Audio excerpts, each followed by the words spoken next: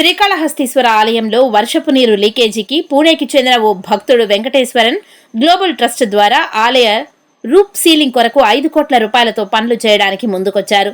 వాయులింగేశ్వరుని ఆలయం అతి పురాతన ఆలయంలో చోళ్ల పల్లవులు రాజులు కాలం నాటి ఆలయం. అప్పటి రోజుల్లో శ్రీకాళహస్తి ఆలయం పైకప్పు మరమ్మతులకు గురికావడంతో 1886వ సంవత్సరంలో పైకప్పు పనులు ప్రారంభించారు. పనులు 7 సంవత్సరాల వ్యవధిలోపే పైకప్పు పూర్తిగా నిర్మించారు.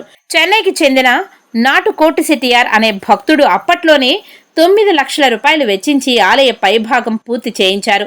అప్పటి నుంచి ఆలయంలో వర్షపు నీరు లీకేజీ లేకుండా ఉండేవి.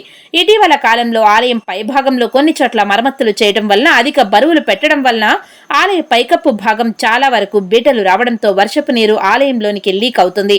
ప్రస్తుతం జరుగుతున్న ఆలయ పైకప్పు పనులు శరవేగంగా జరుగుతున్నాయి. 1000 ఏళ్ల నాటి పద్ధతిలో ముక్కోటి ఆలయ పైకప్పు బీటలకు మరమ్మత్తు పనులు 5 కోట్లతో అంచనాలు ప్రారంభమయ్యాయి. దీనికి ఖర్చు పెట్టేందుకు పూణే నుంచి భక్తుడు ముందుకు వచ్చారు.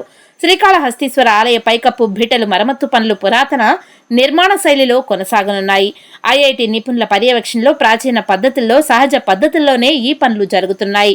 కొన్నేళ్ల క్రిందట ముక్కంటి ఆలయం పైకప్పుకు పగుళ్లు రావడంతో వర్షపు కురిస్తే నీరు కారేది.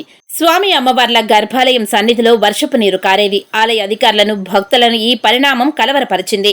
పురాతన ఆలయానికి మరమ్మతు పనులు ఆధునిక పద్ధతిలో చేపడితే ప్రాచీనతకు భంగం వాటిల్లుతుంది.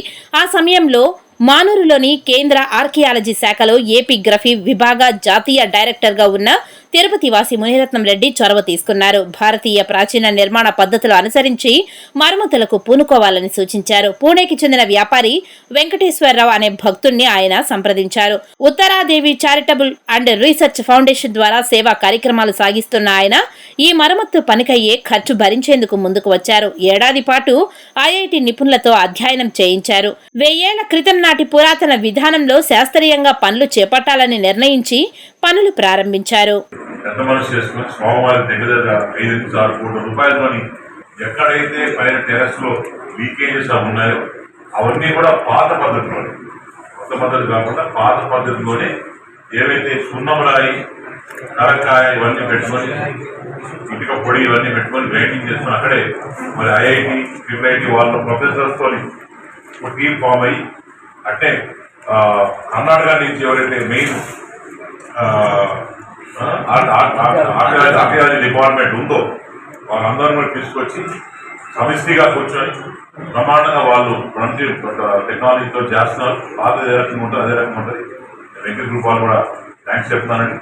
సో ఇక్కడి నుంచి కూడా మేము ఒక ఐటీ ప్లాట్ఫామ్ కూడా తయారైద్దామని చేస్తున్నాం. దాంట్లో కూడా మీకు ఏమేం జరుగుతుందో ప్రతి ఒక్కరు లైవ్ చూడొచ్చు. దాని తర్వాత స్వామివారికి వరల్డ్ వైడ్ డొనేషన్స్ ఇవ్వచ్చు. ఒకవేళ మనం ఏమైనా కావాలంటే డబ్బులు కావాలంటే దాంట్లో బేస్ పంపిస్తాం. అవన్నీ కూడా మంచి ఆలోచన చేస్తున్నాం. గోల్డెన్ కార్డు, ప్లాటినం కార్డ్స్ అవన్నీ కూడా ఎట్లా చేయాలని ప్రక్షాళన చేస్తున్నామండి.